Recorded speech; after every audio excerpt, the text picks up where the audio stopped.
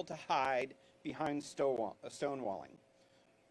We will get to the truth. I'll be happy to answer any questions.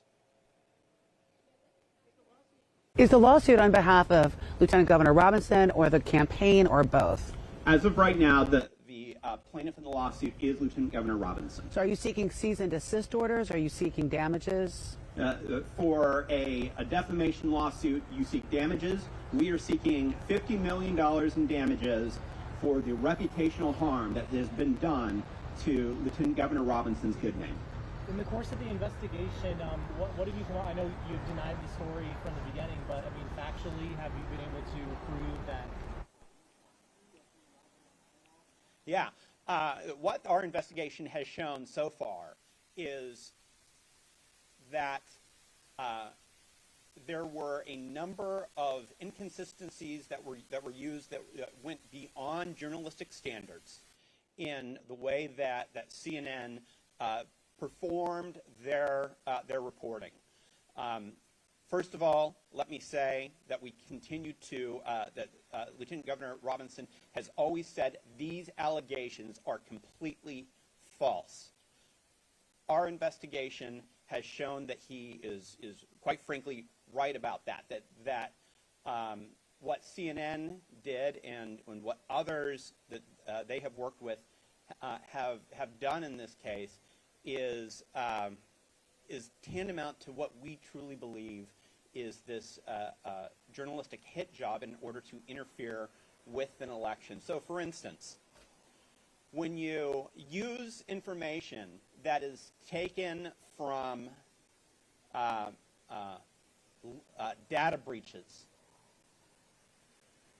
and you don't properly verify that information that was available to anyone on the dark web, for instance, if you take that and then put it as the truth on your website, that can be one thing that is a reckless disregard for the truth and shows actual malice. Our lawsuit, which will be available to you, walks through that entire process and why we believe what was done was defamation. Yes, sir.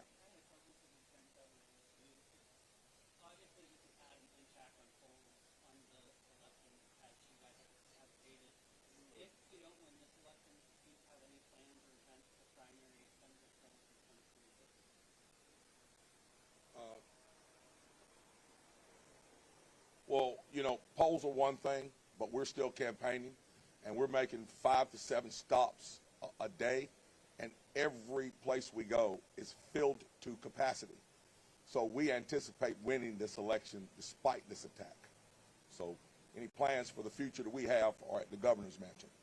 And as for the participation for this election, Senator Tillis called for y'all to provide any evidence. We've seen 6 men who said Robinson visited a porn store in Greensboro. You guys say he could go live. CNN was able to have biographical details tracking the username for the Lieutenant Governor. Politico found an IP address that showed near Robinson's home. 8 people have left the campaign, 4 people have left the office. You guys say these allegations are all false. 26 days later, can you produce any evidence to the data? Yeah, that's what the complaint is. The complaint is a rundown of our evidence. But let me say really clearly, when they say, for instance, biographical data, or where they say other things that might be consistent with the way that he's known to talk and that he did talk at the time on Facebook, an open Facebook account. That is simply nothing that is compelling that CNN has brought forward for information that is nothing more than data breach information that could come from anyone at any time. The lawsuit walks through every single, or not every single one, much of the information that we have found so far in this process, and there will be more to come. Let's remember that your average federal investigation into something like this would take months and months, if not years. In 3 weeks, we have already put forward compelling evidence that CNN failed to use journalistic standards in the way they have interfered with this election. And once we have subpoena power, once we have discovery, there will be even more that will come forward. Reporting is said is not true, that Lieutenant Governor did not make any of these posts. Yes, we are alleging it is false, and that's what our lawsuit says. When will the earliest for discovery? When can we expect discovery? That's something that's up to the court system. We are moving as fast as possible to get answers to this question, but of course there is a litigation process. Have you been in contact with the editorial staff over at CNN, any of the reporters that were involved, the editor that oversaw the publication of the story, or what has been your experience? We have asked CNN for retraction. They have declined to do so. We have asked to be able to examine the data that CNN used in their reporting. They have declined to give us access to that information. They have declined to show their work in how they arrived at these conclusions. And so we, in this process, have and will continue to try to get to the bottom of it. But that's one of the importance of the discovery process is that we will now be able to get a number of pieces of information from CNN and from other third parties through the discovery process. So who's behind this hit job? Who's behind this hit job? There are a number of other parties that we believe that will be able to come forward within time to show the breadth of people who have decided to engage in this high-tech lynching. But I'm not going to do what CNN did by using guesses to put those names out there right now. What we are going to do is continue our investigation in a professional way. And once we have the solid information, then that will be part of our lawsuit. Are you finding any evidence to suggest so far that this is some kind of AI deepfake to backdate these posts on the site? Or are you simply proving to this lawsuit that they have inadequately proven the evidence to back up the claims in the story? They haven't given us any information that would allow us to know any of that one way or another because, again, we have asked for them to be able to show their work, for us to be able to do an audit of the resources that they've used. And the fact that these posts were taken down off of the relevant website so soon after the reporting, and the fact that CNN hasn't come forward to allow that full audit of their information has made that difficult so far, which is again why the discovery process is so important. The Twitter account that was cited by CNN in this report only started in, I believe, September 2018. The reporting actually said it posted from before that from that handle. And if you go and you look at that Twitter account now, it appears to be, honestly, it looks like a 4chan troll account, but it points to Josh Stein's website. Do you have any comment on that? I think that these are all great issues that we will continue to look at. And you're exactly right. There's a number of the technological issues of these cases, and everything from Twitter accounts to IP addresses and everything that right now don't make sense. And that is why our investigation is continuing. And that is why we think as more and more information comes out, it will become more and more clear that this is nothing but the high-tech lynching. You said this is a defamation lawsuit, but you keep bringing up this term of election interference. You're saying that CNN tried to interfere in the gubernatorial race. Can you elaborate a little bit on what that entails on your part? What do you believe that means? Absolutely. So defamation is the publication of false statements. The election interference here is one of the things that can show actual malice in a case. When in a defamation case, when we have to show that something was done with an organization that knew the information was false or made it with a reckless disregard for the truth. Election interference provides the motive there for them to do that, which is why this is very much an election interference case. So you're saying that a global news organization is conspiring with a third-party outfit to throw an election which was already looking like this person was not going to win? I'm saying that a left-wing media outlet is going to do everything they can to stop this man from being governor because they know that this man has an ability to connect with voters in a way that quite frankly scares them. And they don't want him to be involved in politics at any level. And so I think that's what we've seen here. What are the allegations in this suit against Louis Money, Bishop Keith one of the defendants in which you filed. Yeah, the allegations are also that Louis Money and his activities were also defamatory, and the lawsuit will lay out everything as regards to Louis Money. You said that there is a list of people that you believe to be involved. Is that outlined in the complaint?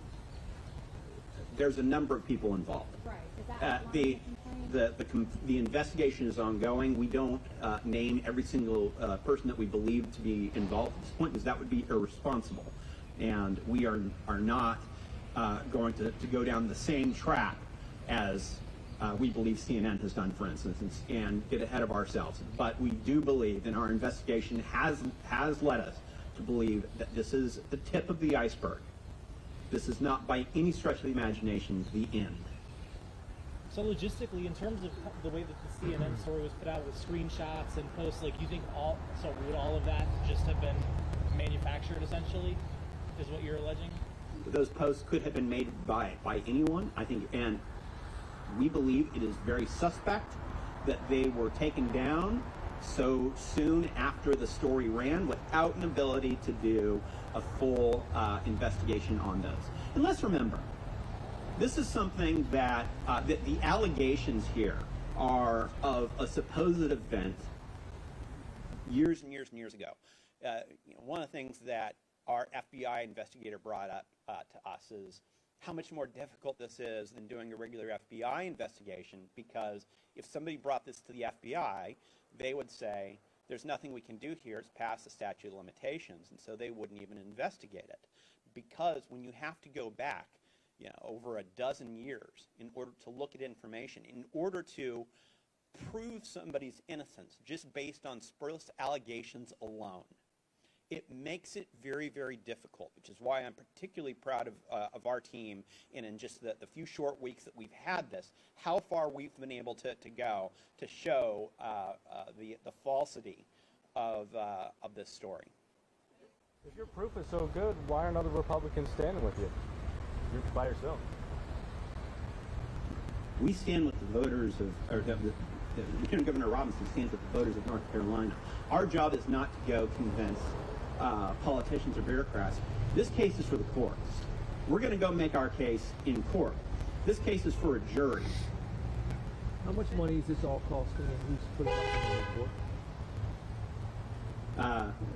I mean, any lawsuit costs money, and that's one of the real harms here. This is something that's so disgusting, is that rather than being out on the campaign trail full-time, like he actually, frankly, he is, talking about the voters of North Carolina, when you have such an effort at election interference, it's an attempt to distract. It's an attempt to try to use lawfare in order to force people to use financial resources on fighting back against rumors and innuendos, rather than getting out there and talking about the issues that are important to voters.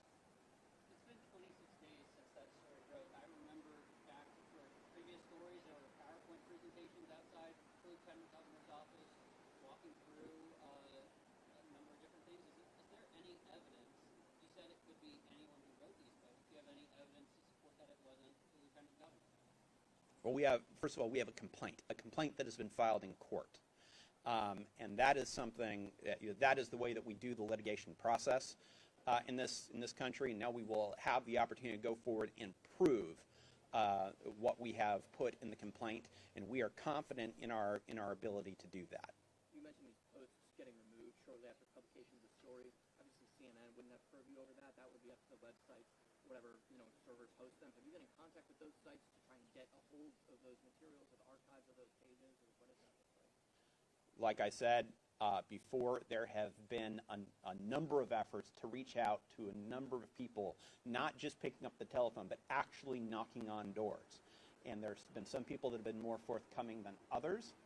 And again, what I will say is they will not be able to hide behind obstruction anymore, because as this lawsuit moves forward, we will have subpoena power, we will have the power of discovery. Lieutenant Governor Josh Stein the other day told reporters that discovery will be very interesting. Is there any message you wanted to send to Attorney General Stein in response to Sam? No.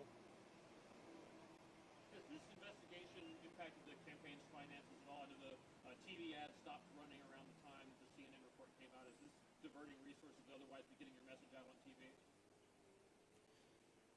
I can answer that question. Our campaign financing is still going well, but we've chosen to go in a different direction there. We've chosen to hit the road and get out and actually meet the people.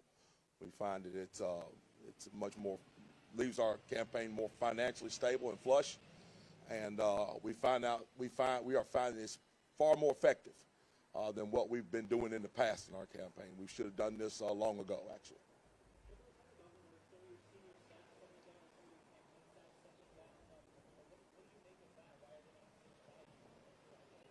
Well, I can tell you this.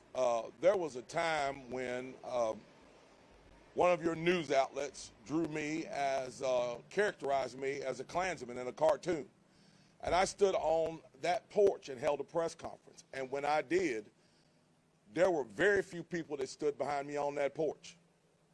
Very few. There was my wife and a few others. You know, when times of trouble come in this thing we call politics, it separates the strong folks from the weak. The weak will turn and run, and the strong will stand and fight. And that's what we're doing here today. We're standing and fighting, regardless of who turned and ran away from us, regardless of who doesn't believe us, regardless of who does. We know what the truth is, and we're ready to stand and fight. Those who are not, we're not worried about them.